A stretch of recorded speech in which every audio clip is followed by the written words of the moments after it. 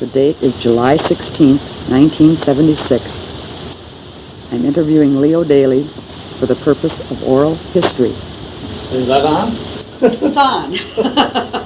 Why don't you just tell me, first of all, what your parents' names were and where they came from. And then we'll just go on from there. Now, I'm not sure. What was your dad's name? My father was Timothy Daly. That was Tim. And when did he come here? He came here in 1863. Yes, that's right, 1863. He was born in Ireland in 1842, and that was the time of the famine. Oh, is that right? And there was a large family, and part of them had come and earned some money and help others over till they finally all got here. And they settled in New England states. I see. Irish weren't very welcome in the Yankee territory, and they moved from one town to the other. And see, he'd been a little over 6 years old when he left Ireland, and he'd gone to school a little later. And when he came here, they'd moved from one town. Well, it was in Massachusetts, Rhode Island, Connecticut, Massachusetts. Did his parents come with him? Yes, he came with the parents. There were 6 weeks coming across in the sailboat. Gosh, you don't remember the name of the boat? No, I don't. They came over I don't know if I ever heard that. I probably did, because Father was only about 6 and a half, and he figured that that was their home. He thought that was a new home. But they stayed in New England, and the women could get work at about 50 cents a day, the sisters. But the men, there wasn't any work. What kind of work did they do? Do you know? They worked in mills, cotton mills. Oh, is that right? Running looms for 50 cents a day. Oh my gosh. And later, they moved to Wisconsin. That was about he was born in 48, be about 50. 51, they came to Wisconsin. They stayed there until he was 21. Where in Wisconsin? Well, the local town is Maple Grove. Maple Grove. It's between Manitowoc and Brilliant. And that's my home territory, you know. That's why I am. I'm from New Holstein, right? On the east side of the lake. Right. I've been through there. Sure.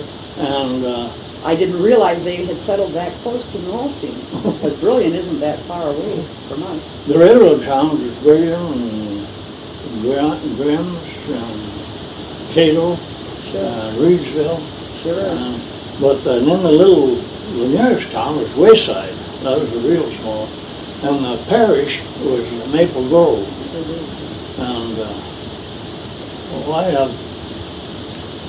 I got a bunch of letters here that my father wrote to his father when he first came to this country, back to the Ireland. And there's his father's letters, and one of them was telling about how they picked out this homestead. My father and brother, and his brother,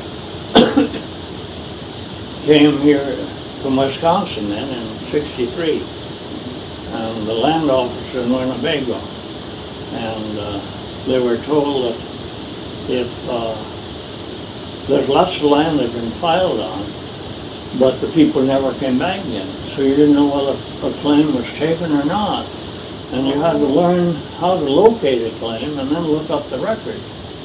And they were told that if they got across the county line and the township line, there wasn't any filed. That'd be in Pleasant Prairie, so Martin County. So when they got here, my father took a claim in southeast corner of Section 2 of Pleasant Prairie, and his brother took the claim just south of it. So that would be right across the road here, across the road. where we are now. Why did they come here? Why did they leave Wisconsin? Oh, well, they're farmers, and that is a timber country. And they used to cut the timber and pile it up and burn it to get a place to farm. And father figured if he was going to farm it, he wanted to get out so you could farm. Was this more open territory then? I mean, Oh, was there all less of timber? The only timber was around the lakes and the river. The lakes at Fairmount and the river at Blue Ridge. So what we see now is basically the way it used to be. There wasn't a lot of timber growing here. It was open prairie then. It was all prairie, yeah. Oh, I There wasn't see. a tree between Oh. Fairmount and Blue Ridge. Is that right? Oh. So anyway, he landed in Winnebago and he came here and filed on the claim, then they went back. And that winter they worked, John, his brother, worked in Rochester and with the team. Now They came here is with that the your team. father's brother? Yeah. John? And my father went to Fountain and Alma, worked cutting cordwood on the river. And then in the spring they met and came out here and built a sod house and moved up on the claim. Well, the next winter, and broke what land that they could. The next winter, John went back to Wisconsin and he got sick and died. Oh, is that right? And my father was here alone. So he came here. He stayed here alone. But, That was in a sod house that he lived? well, yes. Another brother that was married, and my father's father came out here then. And my father took over the claim that my father's brother John had. And Patrick, another one, took another quarter east of my father's claim. And they came here in the spring then and started working the land. Well then, after they were here a while, they began to explore and they found out there's a settlement at Blue Ridge. Well, there's Constance and sailors and different ones of the old that were here ahead of them. And right around where Brookine is now was a family named Corbett. And there was a Gorman family and 3 Brookine families. So that was really the start of the Irish settlement. So Gorman and Brookine, they were all Irish, Yeah. Irish people too. And What about your grandmother, your father's mother? Where was she? Had she died at that time? no, she came here. She and the grandfather, they came here and they lived on this homestead near my father's. So when your grandfather came out, your grandmother came along? Oh, yeah. Yeah, I see. Okay. And he lived to 76 or so. And she lived till 1903. Oh, good heavens, how old? She was must have past been. 90. Yeah. Of course, 90 isn't old now. No, it isn't. Long-lived family, I know that. You all are. That must run in the family. Yeah. That's really fantastic. So my father stayed here from then on, and there was 10 children in the family. And most of them settled real close around Right here. around this area. Did they all eventually move here from Wisconsin then? No, my father and 3 of his sisters came here. And he had a brother and 2 sisters that stayed in Wisconsin. And I've been back there a number of times. Just gonna ask if they're still there. Are there still relatives there? Yeah. I went to a funeral there in 1935, and the first 12 pews were Daly's. Oh, good heavens. I'll have to go explore that area sometime and see, look for that Daly name and find out who's over there. I remember Grandma Winzenburg, your sister Catherine, talking about the relatives in Wisconsin, but I never realized that they were that close to my home. I should go over there and explore sometime. And then your father came here and you said he built a sod house. How long did he live in that? Well, they just lived in it to fill the requirements. They built a frame house on the brother and eventually his father's place across the road. I see. That was a pretty good house. All sawed locally on the timber from the Blue Earth River. And well, that fell down in 1891. Oh. The wind, and I could remember that. Is that It right? was the 1st April. And my father was out walking around, when he came back, he says, the old house has fallen down. Were they still living in it Oh, at no, that time? no, there was no I one see. living I there. see. That was a pasture, and they used the whole house for a shoot. Oh, is that right? And the mother, his mother went living with a sister, Mrs. Kennedy, and his father died, and that left, and he married during that time. He was married, he was the first one married in the church at Blue. That was your father? That was in, my father. He married Mary Dunn. Oh, that's how we're related to the Dunns over there in Blewett. I see, sure. And my father came from Garry, and my mother came from Kildare. That's in Ireland. Are those the counties? Those are the Kerry counties, County yeah. and Kildare. The town is Tralee, that my father right? came from. And a friend of mine is visiting over there now, and I just got a card from him.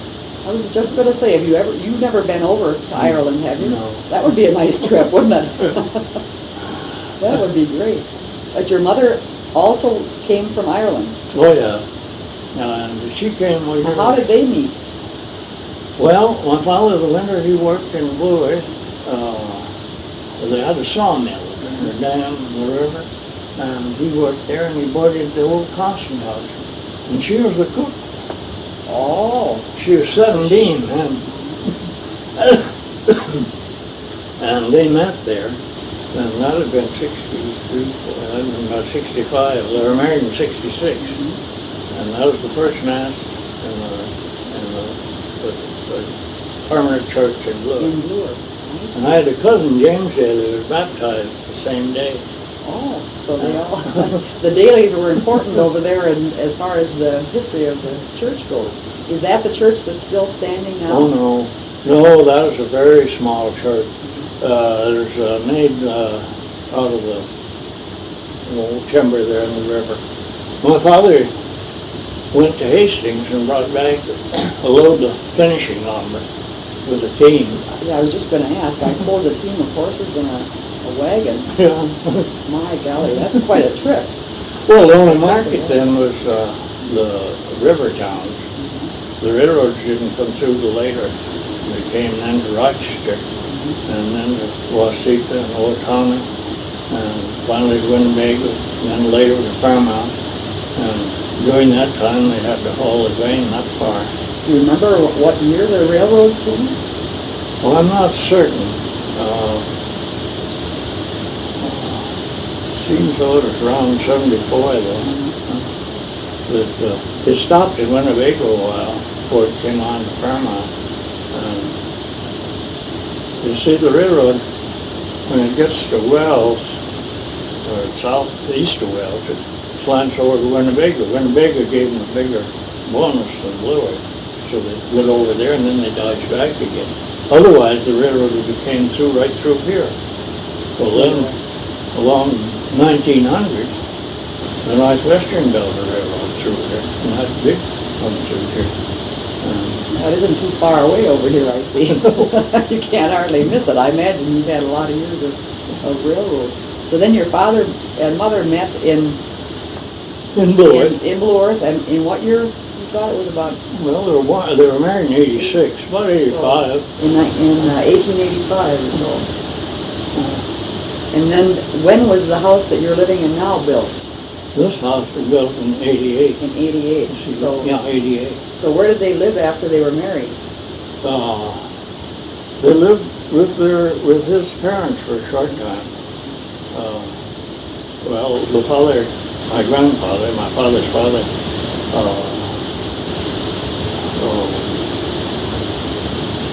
let's see, he died. They lived in that house, and my grandmother was living there too. And my father's sisters, well, they eventually married. One married Kennedy, one McNerney, and that's how Right to return. We're related to half the Irish people in the area. So, well, then when my father did locate here, he built a frame house. And later, he built another one. This old kitchen out here is the second one. That's the second one, I see. I was born in that kitchen. You were? You don't remember that, though? No. They told you that, huh? Well, then they built this house in '88, 88. and they wasn't going to use that, but eventually they moved it up here and it's stayed there ever since. I see. So how many brothers and sisters did you have? I had 6 sisters and 3 brothers. 3 brothers, and They're all gone. they're all gone except you. And they all lived, did they all live to be quite old? Well, yes. One sister, Margaret, died when she was about 35. Another sister, Ella, died when she was about 55. And the others got, well, let's see. My brother died at 60, Tom, and John got him around 70-something. I'm the oldest one except Mrs. Winzenburg. Yeah, She got Grandma was 93. 90, yeah, right. I was even going to say 94. Well, probably But she did. was, I'm not yeah, sure. she was, I'll be 90 in December. you're going to be 90. I lost a whole year. I only put you at 88, but you're 89. Golly, that's amazing. That's really, do you attribute that to being a bachelor? Your advanced age, do you attribute that to being a bachelor? Well, you had a good something to life. do with it. Now, I didn't know you were a male chauvinist. Oh, that's great. How big was the property here? How many acres of land did you have? My father took a quarter section of homestead. And when, after his father and mother passed away, he purchased the interest in the rest of the earth for the farm across the road. And later he bought a quarter section that Leo owns now, Leo Winzenburg up there. I owned it at one time. Was that right? And then, still later, he bought another quarter west of here. So eventually he owned a whole section. He owned a section of land at one time. Part of this farm, my father died in '26, and I got a title to part of it at that time. And my brother, William, he and I lived here. He was a bachelor too. Oh, he was? Yeah. Oh, I And didn't we know lived that. here all our lives. And then my sister, when she married, she lived here. That was Tris, wasn't Yeah. it? And her What husband, was her name, Christine? Or what her was name is Teresa. Oh, Teresa. They called her, I remember Tris. And she married Ed Boisclair. He was a barber in Lucky. That was in 29, 28 or 9. And they lived here. And then Ed died and Will died. And Chris and I stayed here then from 44 to 67. I didn't realize that she had been a widow that long. Did she have any children? No. I didn't remember at the time. That was... So she died in 67, and I've been here alone since. Ever since then, and you've been doing just fine. What kind of things did your father raise? Did he have cattle, or did he, was it mostly corn or soybeans, or what did he raise here on the farm? Well, wheat was the big thing in an early day, and flax. When they'd first break the ground, the native sod, they usually had into flax. Was there a reason for that? For putting it into flax? Well, flax paid pretty good, and it did better on new soil, and the soil was awful touch. With a breaking plow, you could drive the length of the field in one furrow, roll over without breaking it. And it was hard to work up, but flax would loosen it. But flax, I don't know how, I believe it's pretty hard on the ground. You couldn't continue raising. So they didn't raise too much corn then. It was mostly wheat and oats. And when I first started working, about 1900, it was wheat, oats, and corn. Well, they got away from wheat pretty well, and flax, and it was just oats and corn. And it's only recently, only seemed recently to me, it's a number of years now that they got raising beans. So then they always raised cattle. Why? Did you have like milk cows, or did you have a little bit of everything? Well, we didn't figure on milking much. It was mostly the beef. In the early days, there was a lot of pasture land. And, well, this is really settled before, just across the line in Iowa, they had railroad land. They give large grants there, and it wasn't settled. And that was a herd ground. After this was settled. And they used to, the men make a business of it. There's one particular one I remember, named Brady, from near Albert Lake. And he'd get cattle clear from there and drive them down into Iowa and herd them all summer and bring them back. My brother John helped him drive. They used to drive those herds in here to water them when I was a kid. I can remember that. But we had cowboys out here and I didn't know it.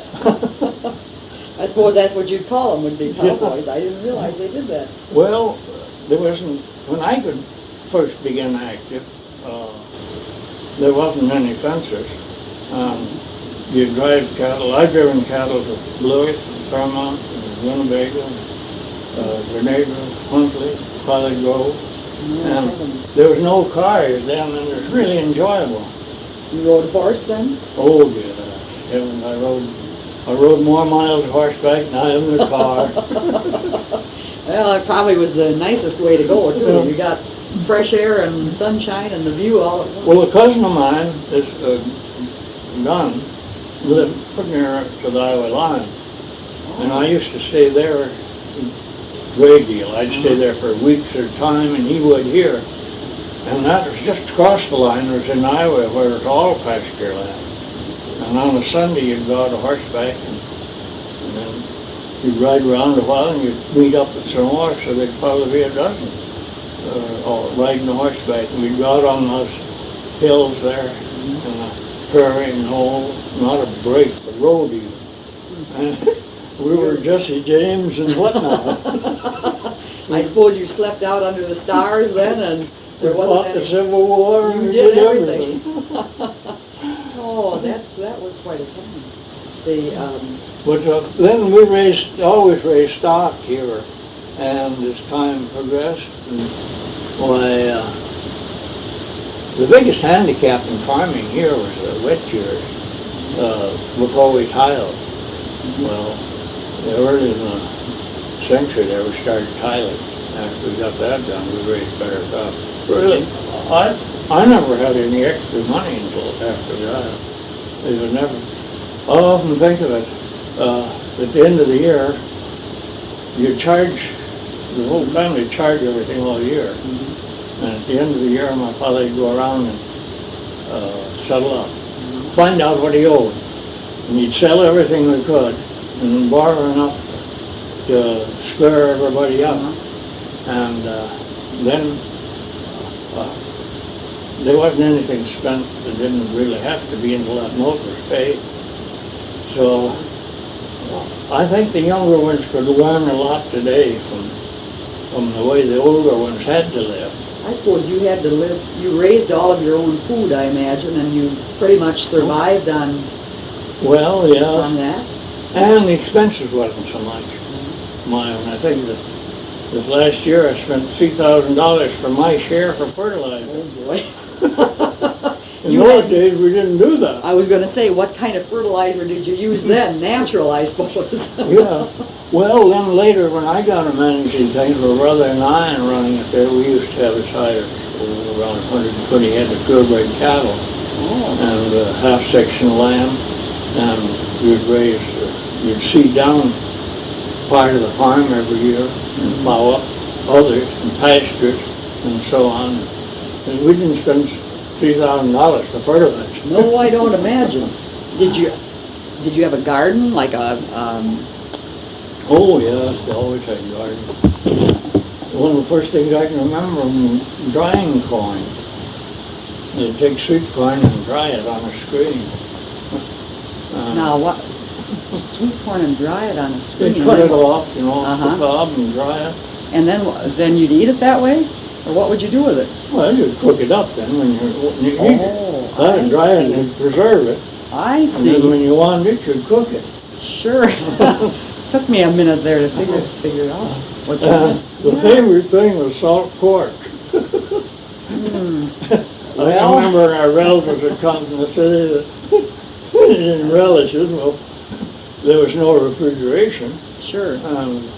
The later years, though, we used to can beef, Uh-huh. and that really was good. I remember my mother doing that, canning beef.